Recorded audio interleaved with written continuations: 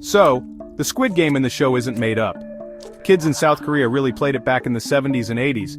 Even the show's director, Hwang Dong-hyuk, they played it in schoolyards and alleys. It was a way to have fun when things weren't so easy. Back then, lots of kids couldn't afford fancy sports equipment, so they made their own fun with whatever they could find. Squid Game was easy to play and didn't need much, so it became super popular. Everyone who grew up then remembers it. Squid Game is pretty simple. There are two teams and they try to take over each other's area. They draw a squid shape on the ground, a circle for the head, and a triangle for the body. One team attacks, trying to get through the other team's defenses. The defenders try to push them back. There's a lot of pushing and shoving, and you have to be smart about how you play. The first team to get all the way through and touch a special spot wins. To really get Squid Game, we have to understand what South Korea was like after the Korean War, which ended in 1953. The war left the country in ruins, with cities and villages alike bearing the scars of conflict. The economy was shattered and the people faced immense challenges in their daily lives. The war was really tough on the country, and lots of people were poor. Many families lost their homes and livelihoods, and the struggle to survive was a daily reality.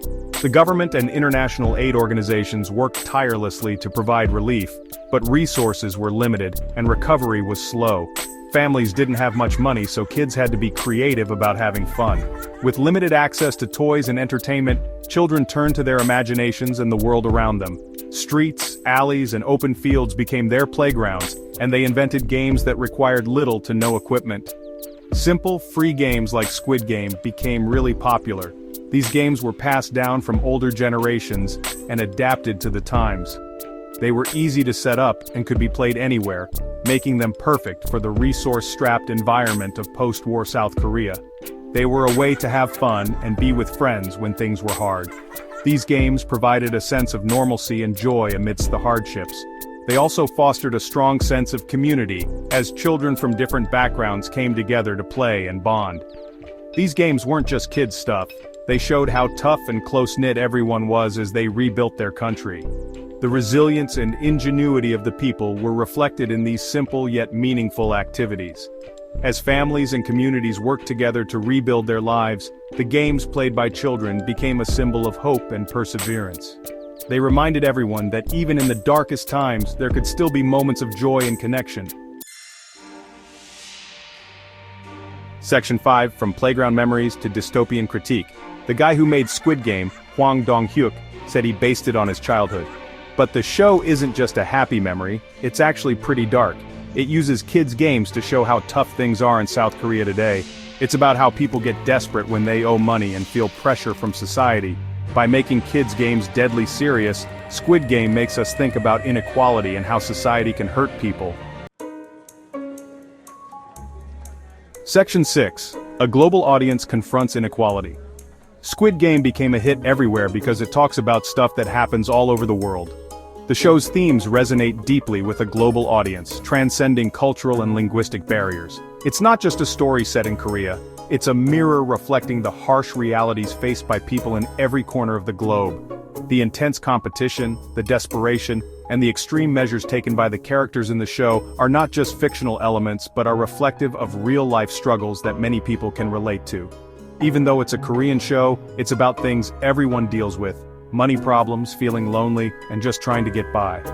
The characters in Squid Game are ordinary people, much like you and me, who find themselves in extraordinary circumstances.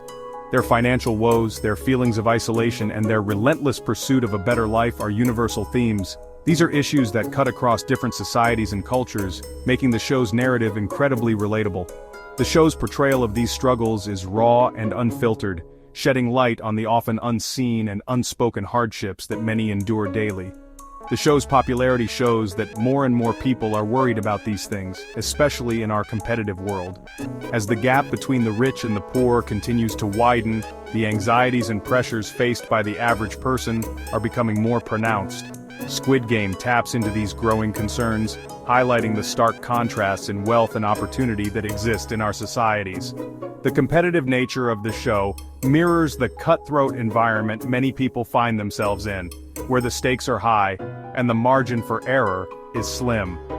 This has sparked conversations about the sustainability of such a competitive world and the toll it takes on individuals. Squid Game got people talking about the gap between rich and poor, doing whatever it takes to survive, and the price of success.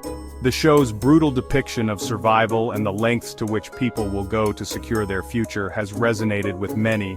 It has brought to the forefront discussions about economic inequality and the systemic issues that perpetuate this divide. The show's narrative forces viewers to confront uncomfortable truths about the society we live in, and the often unseen sacrifices made in the pursuit of success.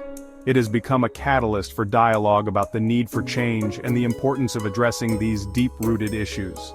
It made people think about their own lives and the pressures they face.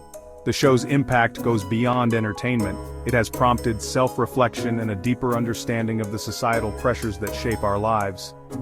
Viewers are left to ponder their own circumstances, the challenges they face, and the broader implications of living in a world where inequality is rampant. Squid Game has not only entertained, but also educated and inspired many to think critically about the world around them and their place within it. It has opened up a space for empathy and understanding, encouraging people to look beyond their own experiences and consider the struggles of others. Section 7. More than just a game. Squid Game shows us that games aren't just for fun. They can show us what society is like, teach us values, and connect people from different places. A simple Korean kids game became a worldwide thing, making us think about some of the biggest problems we face.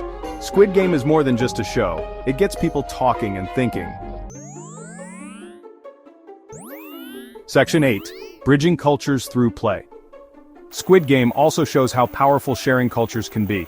A story about Korea became popular all over the world even though people speak different languages and have different backgrounds. This shows that we all have a lot in common, and that stories can bring us together. Through a simple game, people learned about Korean culture and felt more connected. Section 9. Rediscovering the value of simple joys. Squid Game reminds us that simple things can be really fun, especially in our busy world. It makes us think about a time when kids made their own fun and enjoyed playing simple games together. Today, with all our technology and wanting things right away, Squid Game reminds us that being with other people is important and that we can find joy in everyday things. It makes us want to put down our phones and enjoy hanging out and playing games with friends.